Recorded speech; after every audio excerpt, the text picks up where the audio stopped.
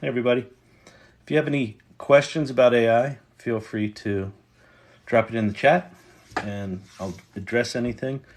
One of the things that I've talked about on the channel, I've actually got these things pinned, is that I think what we're going through in 2023 with AI is very, very reminiscent of what I experienced in 1995 when I discovered the World Wide Web. Discovered it in 94 and started one of the early online magazines. And this time is very, very similar, where not a lot of people know what's going on, even though a lot of people are using this, and certainly on TikTok and YouTube, there are a lot of people telling you they know what's going on. The reality is nobody knows what's going on.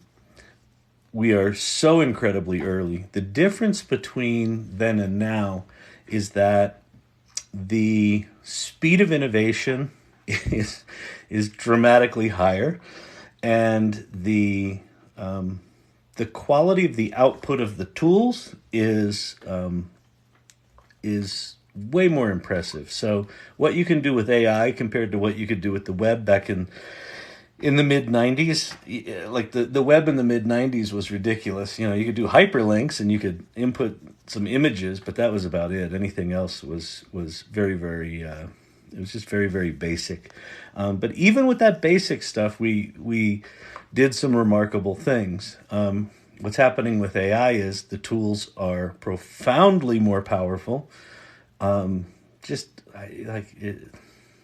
think I've said this on a couple of my videos that I feel like for the past 4 months, my jaw's been hanging open about everything that is coming, or everything that's here, and how quickly everything's coming. So, yeah, it's crazy. Welcome if you're here. I see 19 of you. If you have any questions, put them in the chat. I'm happy to. You talking about links or what? I'm talking about AI. I'm talking about generative AI. And what's that say? You can ask me about AI. I don't know anything about links. I don't even know if that's a game or an operating system or what. or do you mean links back in the 90s, like links browsers that were text browsers? I was talking about the parallels between the World Wide Web sort of being birthed and coming alive in the mid 90s, and how that compares to what's going on right now with AI, and that there's a lot of parallels there. And here's the feeling that I have: everything has changed, but nobody knows it yet. How we do everything we're going to do, from work to how we create software, to how we interact, is going to change. Hello, Chanel. How are you? Good to see you. If anyone has any questions about AI, about some of the tech going on, or if they're trying something and can't figure it out, please let me know. Hey, from Toronto. I'm happy to talk about it. This is my first live, so I'm just trying to figure out, do I have anything interesting to say? Do you have any interesting questions? Is it worth me doing this? So let me know how this could be of value. Let's see. So I've seen a lot of AI avatars that speak on TikTok. How do they generate that? So there's a lot of different ways to do that. There's a site called Synthesia. There's a site called d-id.com. There's a handful of them. And you can create those avatars in one of two ways. You can just type text and it will create fully synthesized voices, or you can record audio and then it will animate a face to that recorded audio. So, yeah, let's see. Can I say Michael Cheese Harry? My coochie's hairy? Is that what you're trying to go to? Yeah, I can say that. I don't have a coochie, but happy to say that. Let's see. What else do we have here? Good to see you. Good to see you too. I came in late, but I love the topic. Yeah, topic's AI. If you want to chat AI, hang around, ask me questions. encourage my viewers to share your live. All right, share this live and encourage your friends to come see. You don't have to do that. I can pin a comment. Yeah, so I'm Kyle Shannon. This is the AI Learning Lab. If you just stumbled on here, my channel's all about talking about generative AI, how quickly it's coming, what its implications are, how to incorporate it into your business or into your life, or if those two are very blurry, how to deal with that.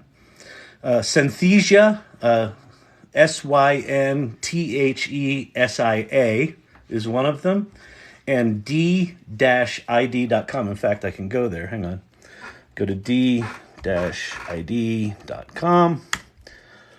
This is one of the ones I've used before. So let me log in here. And hold on, I'm logging on.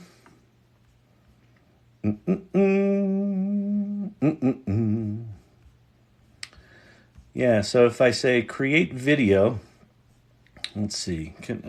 So here's the thing. So I've got some images down here. I've got some that I created and put in there. So here's one of me from my Kyle Shannon Dreams project. So I can now just select a voice.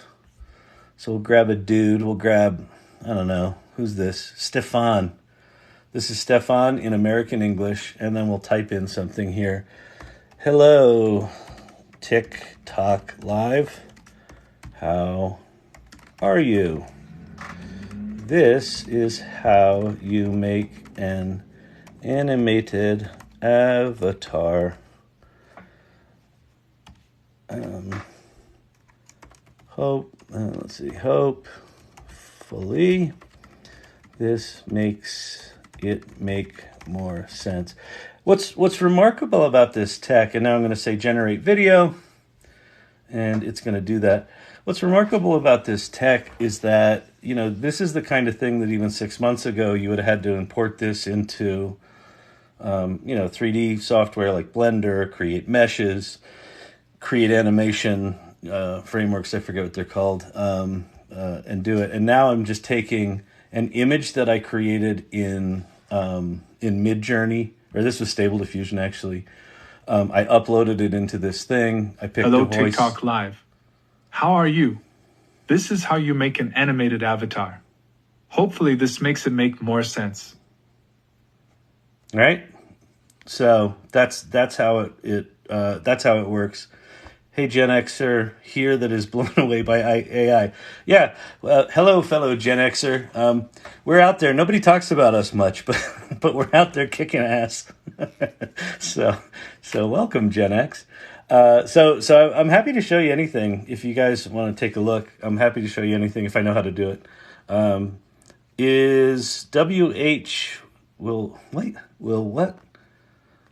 Will Bach AI with mask in any way? I don't know what that means. Let's see.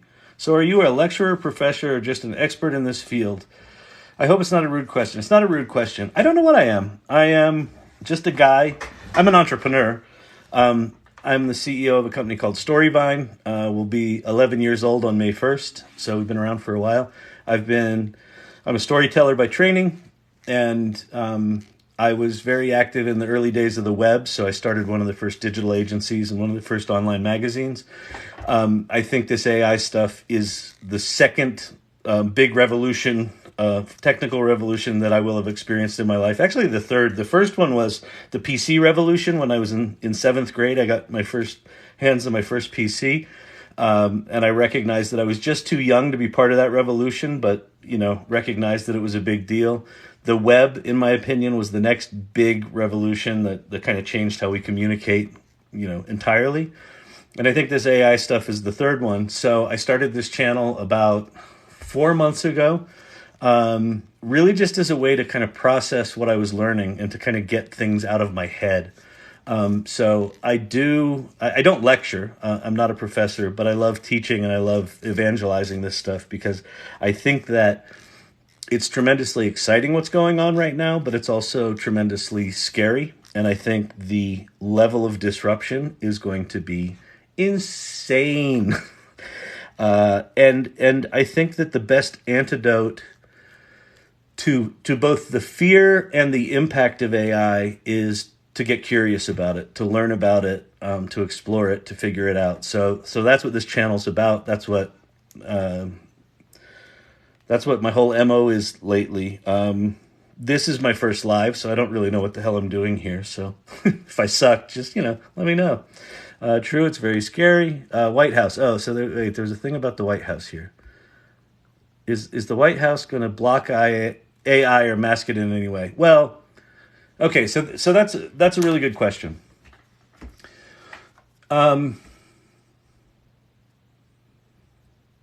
power of AI is profound. Its ability to do both tremendous good and tremendous damage is out there. I think prior to November 30th, 2022, this would be a very different conversation. The significance of that date, that was the date that ChatGPT was released. Why is ChatGPT a big deal? Well, it's a very similar kind of, comparing it back to the 90s. The internet had been around for decades, and the World Wide Web now made that internet much more accessible to just regular people. If you could learn a little bit of HTML, you could build a website, and you could, participate in the internet. It was much harder than that before. ChatGPT is a similar kind of simple interface on a thing that had really just been relegated to data scientists and geeks and things like that. There's a lot of other things go on that led up to ChatGPT, but to put it in perspective, the World Wide Web, to get to 100 million users, took 8 years. ChatGPT got to 100 million users in 2 months. 2 months. And so what's happened is this: the massive adoption of ChatGPT has essentially forced all the other companies, Google, Meta. I'm sure we're going to see something from Apple in June, AWS, plus a lot of open source projects to push all of their technology out into the marketplace. I honestly don't think that would have happened. I think these companies tend to be conservative and they keep it all behind closed doors. ChatGPT has sort of forced everyone out of the shadows. So many people are starting to use these tools now, and they are, going to impact business and revenue and profitability and disinformation in an election year. All of this stuff is gonna come at us quite quickly. So I think that regulation is required. I don't think the White House is. I mean, if you look at the hearings on TikTok alone, I mean, the Congress people, they don't understand how basic Wi-Fi works. So I don't know. I don't know quite how they're going to regulate something like AI. I think they will try to regulate it. I think they will fail miserably for a while. The other thing that's happened last week, 4 different large language models were released to open source. Stability AI released one. There was DALL-E 2.0, DOLLY, not the image generation thing, but DALL-E. I forget the name of the company that had it. But these open source large language models are open source. They're not going to have any safety controls on them. So I think regulation's needed. I don't think the White House is going to be able to put their arms around this thing. I don't think anyone is. I think this is cat out of the bag technology. So that's what's going on. Let me see what other comments we have here. I'm in China. The Chinese already broken ChatGPT. I've heard they're trying to make their. I'm sure they are. I think Chinese artificial intelligence is probably quite advanced. I would assume it's quite advanced. Now, it might not be advanced and out in the public's hands. But yeah, I think China's probably got some data scientists, and I think the technology that ChatGPT was built on, everybody's had access to since 2017. So everything that we're seeing right now, whether it's image generation or these audio generation things, or the text to video, or ChatGPT, or Bard, or anything Anthropic, all of their sort of stuff, is all based on this technology that Google created and introduced in 2017 called the Transformer. And the big deal about the Transformer is that it allowed these AI neural networks to be trained on massive amounts of data. And ChatGPT in particular, a couple of things made it powerful. GPT-3 was the one that was kind of trained on all of the internet. And then they used a thing called human reinforcement learning, where they had human beings at OpenAI use the tool, get the answers back, and then they would give it sort of thumbs up, thumbs down of whether that answer was good or not. And very, very quickly, the tool got better at what it did by humans telling it whether the answer was good or not. The other thing that happened, which is really fascinating, is they also trained it up on programming languages. So they made it very, very good at coding, understanding code. And an interesting thing happened that was, I think they call them emergent properties. The emergent property that came out when they taught GPT-3 how to code, or to understand code, was that the language processing got dramatically better. So I think my sort of fake assumption, or just my assumption based on no knowledge, is that if it understands programming logic, it understands logic better. And so I think that made the language better. So they had a dramatic breakthrough. The reason GPT-3 was so good, I think, was this combination of programming, understanding code, and understanding this massive data set, all of the internet, basically. And then GPT-4 is just a much more sophisticated version of that. So back to the China thing, how OpenAI did what they did is probably relatively straightforward from a technical perspective to replicate the elements that they used. The sort of proprietary bits about how they train things, that might be harder to reverse engineer, but I don't know. I'm not a data scientist. So it's very possible that that they can reverse engineer it in China. But here's the thing about these large language models. I think the large language models are going to be ubiquitous. They're going to be everywhere. Everyone's going to have one. You're going to have lots of different options to choose from. There's going to be open source, really crazy versions that have no safety controls on them. There's going to be ones that are used by business that have lots of safety controls on them. There's going to be large language models that are built on top of private data sets. Like there's one called Bloomberg GPT that's based on Bloomberg proprietary financial data. So these things are going to be everywhere. So that's my 2 cents on that. Let's see. Any other questions? Feel free to ask questions about anything AI. I can show you things on screen.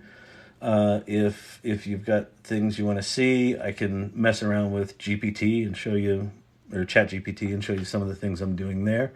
I'm also happy just to talk about whatever. Jasper. Jasper meaning the copywriting tool. Hang on. Jasper AI. So Jasper is interesting. Jasper came out before ChatGPT, and where is it? There it is. But Jasper is built. It's basically a front end on top of GPT-3. At this point, it's probably on top of GPT-4. But Jasper is basically like a really fancy version of ChatGPT. And so all of the little tools that they have, like here's a blog writing tool and a tweet writing tool, those are just basically pre-prompted little tools that sit on top of GPT. So it's actually quite similar technically to ChatGPT, but it's much more specialized for a bunch of specific writing tasks. You could accomplish, just using ChatGPT and clever prompting, all of the same things that Jasper does that you pay for, but you'd have to figure out the prompts to get it to do that well. So there's, and that's actually an important thing to understand, that using the core model, using GPT 3.5 or GPT-4, where you're interacting with the model directly, gives you a lot more power and flexibility, but you have to figure everything out. There's going to be a whole series of applications that are built where someone has figured out, I figured out a way to have ChatGPT help you write a novel. And all that's going to be is they've figured out a series of prompts in a row that walk you through, asking you a series of questions, and they're basically just sending their prompts to the GPT models to give you those answers. So If you are curious and and like to explore things, figure that stuff out on your own. If you're not, and you're just like, I want a tool to help me write for my business, then use Jasper, or Copy AI is another one. McKinsey, I forget McKinsey's last name, but the guy who created GPT Boss, he's doing one of these where rather than it being writing tools, you're hiring different assistants. So you've got a writing assistant and a marketing assistant and a coding assistant and things like that. So that's what those tools are all about. Let's see. AI can now do. Let's see. Have I tried any plugins code? I've tried a little bit of the plugins. I haven't played a lot. They're really weird right now. Like how you find plugins, they're not making it easy for you to find plugins, I think on purpose. The plugins right now are very limited. It's relatively easy to develop a plugin. I haven't done it yet, but it's relatively easy to develop them, but then you can only give them to like 15 people. So the plugin thing right now is incredibly promising, but I think they're trying to figure out all the safety issues. I know that there's a browsing plugin, which that one I'm really interested in. I don't have access to it yet, but the browsing plugin will allow you to have ChatGPT, if it doesn't have up-to-date information, like anything post September 2021, you can go out and search on the internet and find that data and incorporate that into your answer, or you could do citations, things like that. So I haven't tried them yet, but I mean, I have tried them, but I haven't dug in deep enough to really know what's going on there. So I'm kind of useless there. All right. AI can now do predictions for market stock. That's interesting. No, it is interesting.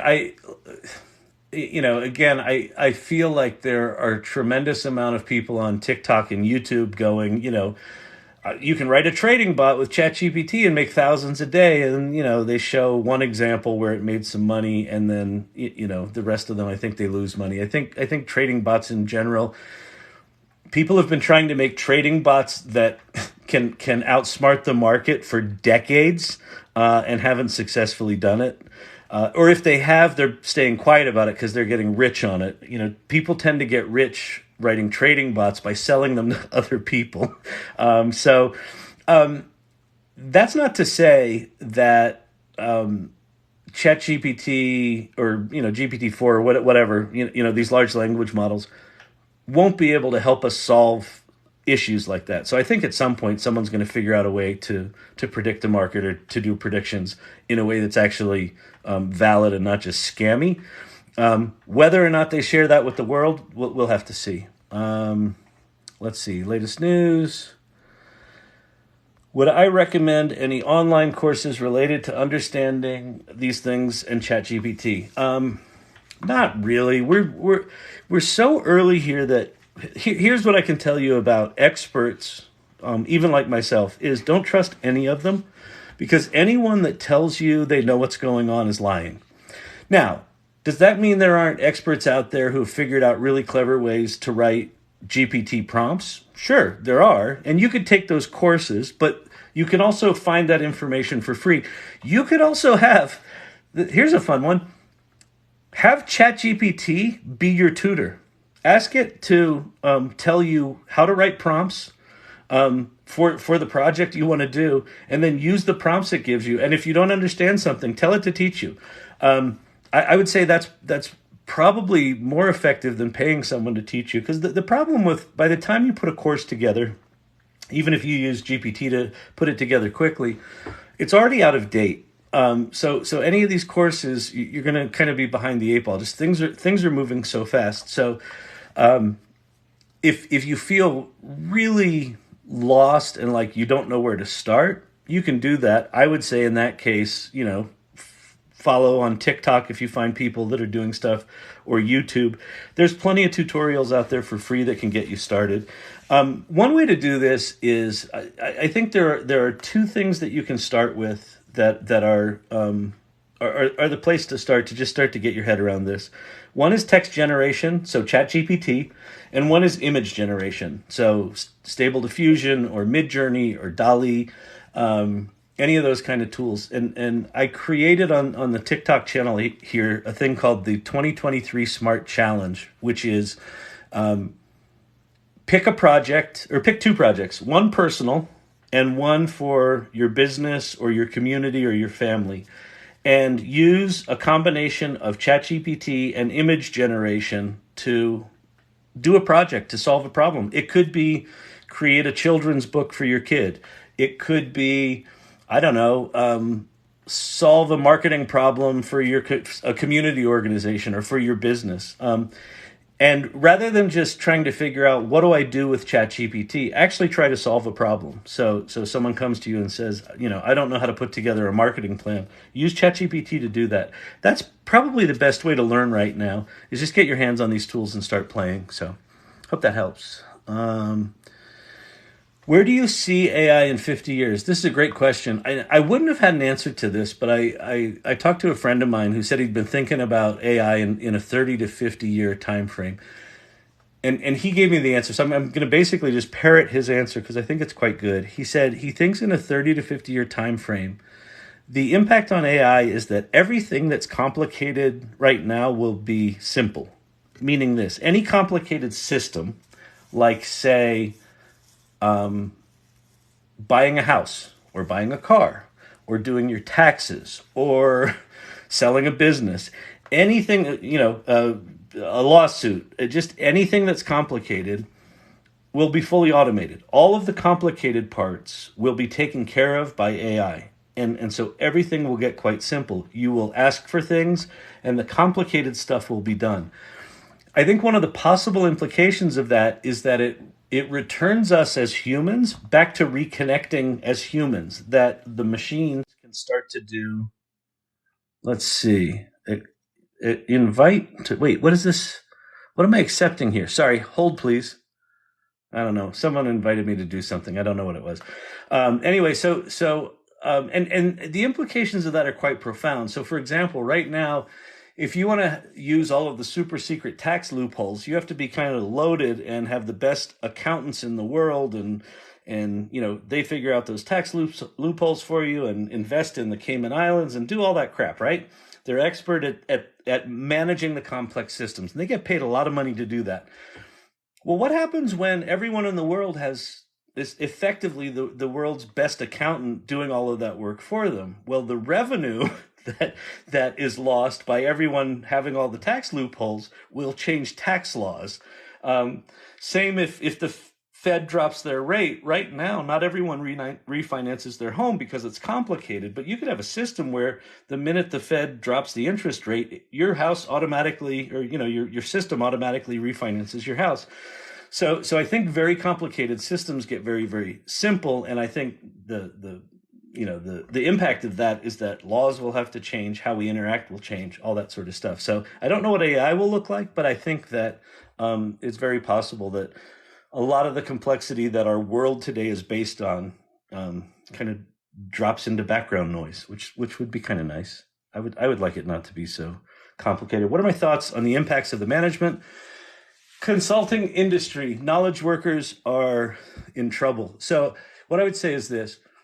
To the extent that you rely on time and materials, to the extent that you take 2 weeks to answer a question for your clients, to the extent that you rely on, I don't know, a scarcity mindset to drive the value of your business, you're in trouble.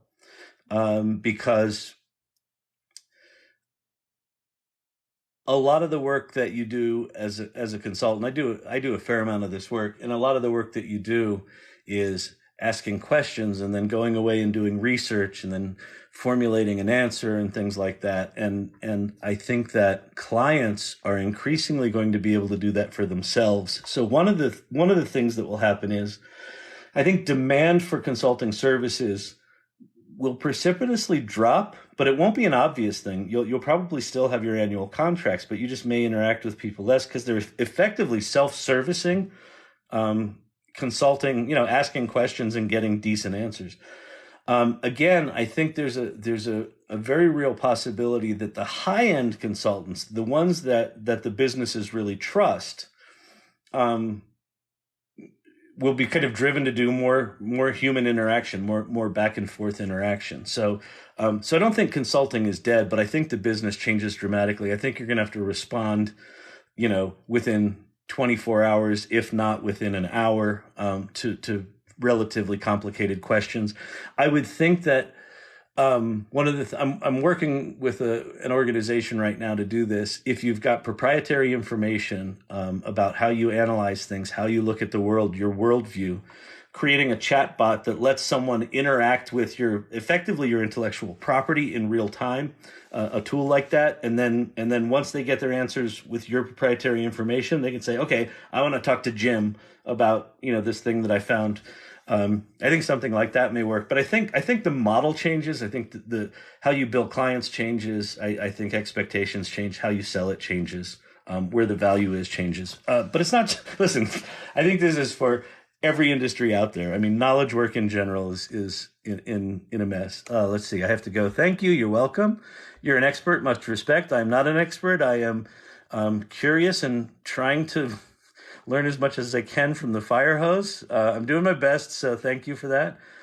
Big implications to labor markets, big implications to any market. I think if you think of business as a square, right? You have kind of horizontal people at different levels, and the sort of tactical stuff happens at the bottom level. The strategic stuff happens at the top level, and there's kind of varying degrees of that as you go down through this square. I think what happens with AI is that the bottom, the executional layer of businesses is going to get automated out, right? So, but it's not necessarily just the lower level or entry level people are going to be automated out. It's also that a lot of the stuff that happens in the mid level and the strategic level, that also gets impacted. So I think you won't need as many VPs to figure out strategies and plans because you'll be able to do that. So I think throughout an organization, the value of certain people or the requirements of their work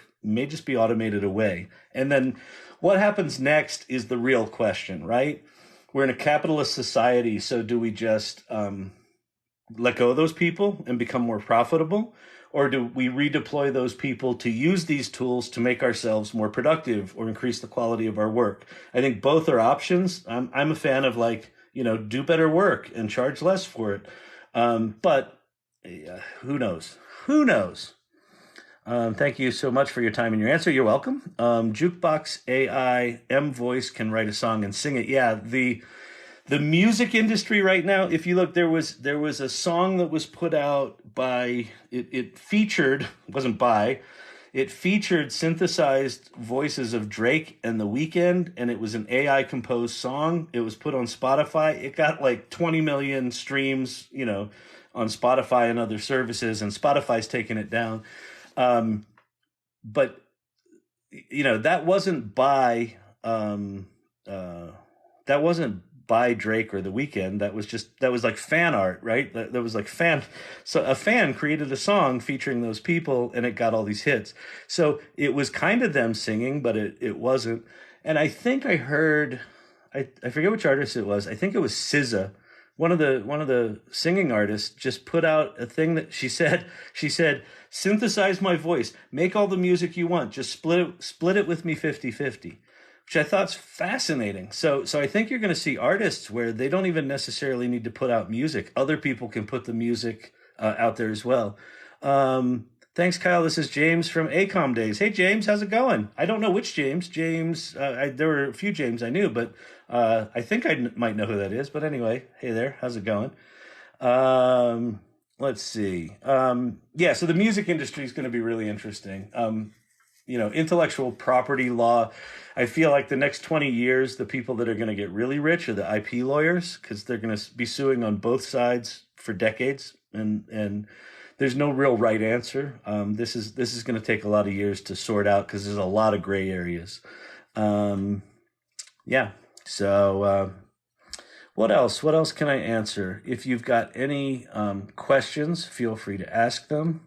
I've got 2 new messages. I'm new to this live thing, so I don't quite know what to do. Oh, it was Grimes. That's right. Grimes is the artist that offered the 50-50 deal. Wait, is Grimes the one that was Elon Musk's girlfriend for a while? No, that was someone else. Or was that Grimes? I don't know. I'm too old for this shit. I don't I don't know pop culture anymore at all. Yes. Okay. So. Actually, that's kind of interesting that Elon Musk's X is the one that put that deal out there. Interesting. That's. I think it's actually quite smart because here's the thing: any artist who's got a well known following right now, I mean, I only need 30 seconds of anyone's voice, probably less than that, to really synthesize it.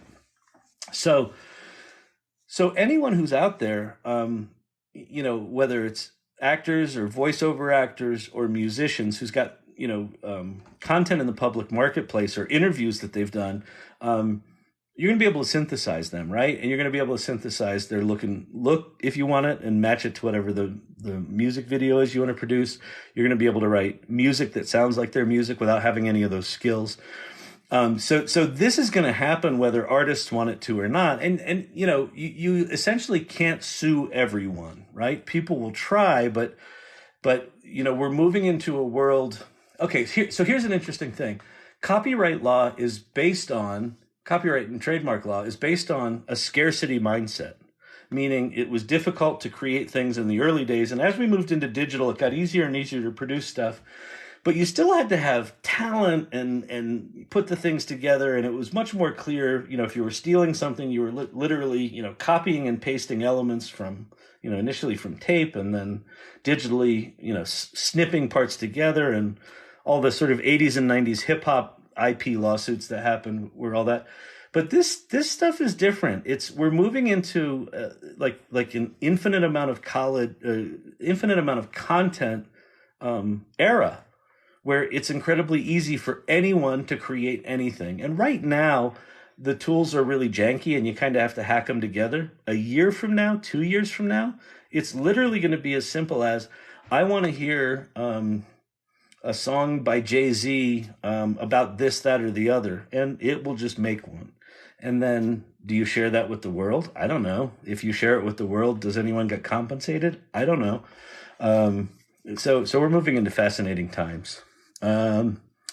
Let's see. Oh, and Grimes is the mother of his children. That's cool. And I think she's the mother of the one child with the really strange name, with the X, named after the space plane. Oh, Luke and Leah. Oh, so I guess not. What do I think will be the impact of AI on e-commerce? I think that I think how you get to the products is going to change pretty dramatically. I've got a buddy of mine has a sneaker company, and he spends a tremendous amount of time and money with SEO strategies and driving people to his site and landing pages and all that sort of stuff. And his company is a minimalist shoe company, so it's for it's for runners and things like that. And with the plugins with ChatGPT, it points to a future where effectively the internet becomes your own personalized version of the internet. So rather than going to his website and navigating through his pages or landing on a page you got to from SEO, you might start with, my knees ache. And then that might lead you to some answers about, it could be issues with, tendons or posture or running gait. And that might lead you to minimalist running theories about, how elevated shoes actually screw up your knees. And then you might say, I want to try this. And you're going to learn about the theories behind that. And then you might say, who are the companies within that? And it will tell you, and then you'll see the products, and then you might just be able to buy the product, right? So you've got a problem, you're trying to solve it. And within the context of that interaction, without going anywhere, like all of the data is brought to you. It's not even brought to you. All of the data is generated for you in context of what you're trying to solve. So I think understanding how that works and making sure that your data sets are as active as possible in all of the large language models is going to be huge. So it's not SEO, search engine optimization. It is LLMO, large language model optimization. I don't even know if there is such a thing. I think both Google and Microsoft will try to monetize this stuff. So they're going to probably put advertising within the large language model answers. But I can tell you this, because there's so many open source large language models, if they do it too much and their results start to suck, people will go to other tools. People will go to tools that work. Because once you experience just getting an answer rather than getting a list of 20 things that you've got to sift through, you don't want to go back. So it's going to be interesting to see how they monetize this stuff if they try to do it with advertising. I said I was starting a business. What is it and how are you going to do it? No, I've started a business. I'm 11 years into a business.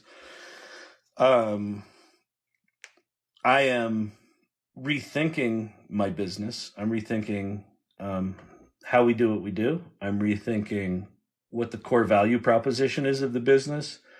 I'm rethinking what it is and what it can be. And I've actually got that decently well articulated now. And I showed that to one of our major clients last week. And they were so excited about it. They said, can you hop on a plane and come out here and see us next week to talk about it? So yeah, as I start to integrate what AI makes possible into my business, in a lot of ways, it's like I'm restarting the business, but haven't quite done it yet. It's the business is still what it is, but the future of it looks very, very different. What other questions can I ask or can I answer? I can probably ask a lot of them. I can also show you some things here on the internet if you want me to do anything. Let's see. I have an idea. Using AI for SaaS project management consulting. Any advice? Thank you. I will be a success. I appreciate that. The project management SaaS company is a really interesting one because I think a lot of project management is going to be handled automatically. I don't know how quickly that's going to happen, and you could potentially start that company, right? So here's the thing: anywhere where you've got deep expertise, what I would say is start using generative AI to do what you can. Like ChatGPT can probably do flow charts, Gantt charts, all that sort of stuff. If sort of take the code of what it generates and put it in tools that can visualize it. It can probably do some pretty sophisticated stuff right now. And if you use automation tools like Zapier, and I think there's another one called Make, where you can stitch actions together, you could probably build some pretty sophisticated project management tools. So I think it's an interesting idea, but I would be careful not to start something that automates project management as it is today, because project management as it is today is going to it's going to cease to exist in the form it is. It's going to emerge as something new. Like we still need people on this planet that are good at organizing stuff. I'm not one of them. I need project managers in my life because I'm a horrific mess when it comes to that stuff. So we're still going to need those kind of people, but a lot of the work that project managers do is dealing with these massively complicated software programs to track these massively complicated projects, and they have the what I consider magical ability to do all that and keep it in their head, or at least be able to track it in these tools. Imagine being able to say to a tool, a project management front end, hey, the client's going to be 2 days late on this deliverable. Please adjust everything accordingly. And it just does, right? It trickles that change through, every element of the system. And it might even be smart enough to go, one of your deadlines is marked as critical, and this 2-day delay here, when I run it down to the bottom of the plan, it's a 2-month delay, and you've got a critical deadline that's 1 month out, and it might flag that, so then you can go back to the client and say, hey, this 2 days is going to cost us 2 months down the road. Do you want to deal with this now, or do you want to deal with this later? But again, I think if you've got those skills, your ability to understand how project management might change with these tools is probably better than someone who doesn't know it. So like with everyone, I say, get curious about this stuff, lean into it, That's what you're afraid of. I know. Sorry. Okay, great. You're the if you're someone who can track all that stuff, you're a miracle worker in my world because that's how anything gets done around me. Um, they wanted to pay her the same amount. I don't know what that's in reference to. Oh wait, my wife is an editor writer. One of her clients came to her and said they wanted 10x output for the same amount of money. Yeah, so I think that's going to happen a lot, and then I think you have a choice to make. So again, the money that she's charging is based on a scarcity mindset. Depending on what she's writing, if she's writing relatively replicable things like blog posts or not replicable things that are more formulaic, where it's the same kind of thing over and over again, I would say that's the kind of thing where the fact that they're coming to her and saying, we want 10x output for the same price, rather than just saying, hey, thanks, we've got it from here. I think a lot of writers are going to start facing that reality where people are just going to pull this stuff in house because they've got someone that knows how to use ChatGPT and it generates enough of this content. I've created 4 different content generation tools in the past couple of months. They're remarkably good. If you want, if what she does is more high end, like investigative journalism or something like that requires time and things like that, that might not be a situation. But I think, writing is one of those areas where the value of it is going to drop precipitously. I mean, we're moving into a world where there's no scarcity of content. Okay, hey, I'm thinking. Oh wait. Oh, she told them to shove it. I listen. I completely understand that. I think that if she can maintain her rates in what's coming, more power to her.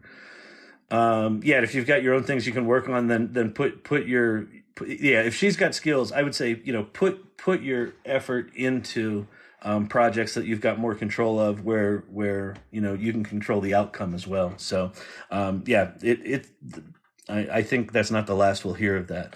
I'm thinking AI could produce new perfume based on my personal whatever question mark my personal yeah. I think so. I've got some of my family are in pain, and they have this pain juice that they took that was some combination of, I don't know, it had turmeric and a bunch of other stuff in it. Um, and and I used ChatGPT to analyze what was in it, both the active ingredients and the inert ingredients. I had it see if it could recommend any other kind of things that would help with their conditions, and it did. Um, it then told me the purpose of what all of those elements did. And then I said, okay, based on that, can you help me come up with a recipe to recreate this stuff? Because the company went out of business. And it did that. So I would think that you could very, very easily ask ChatGPT to give you a rundown of the different kinds of ingredients that are in perfume, and even probably kind of reverse engineer your favorite perfume and say, well, I like what's in this one and what's in that one, depending on what it understands to be in those things. You could probably create a personalized perfume formula probably within an hour or two. So yes, you can do that. Let's see. Can AI explore alternative energy systems like Stan Meyer's RF systems, the great fuel processor? I think that yes, I think that AI is going to start solving a lot of problems that have been persistent problems. So whether it's hydrolysis, getting hydrogen off of water and figuring out a way to do that that's actually energy positive, like Stan Meyer said he had, or whether it's curing cancer. Sam Altman, in one of his talks, said that he thinks that we'll see a year in the not too distant future where we will see in a single year the amount of scientific advancement we've seen in the past 500. So I think that the as these tools get more advanced and more people start using them to solve different components of problems, I think we're going to see some pretty remarkable changes. Let's see. Going to have some hard decisions coming down the pipeline for many working people. Yeah. So here's a silver lining, hopefully, to the dark cloud. The disruption that's coming is going to be massive and it's going to be painful. But for every person that is displaced, they also have access to all of these powerful tools.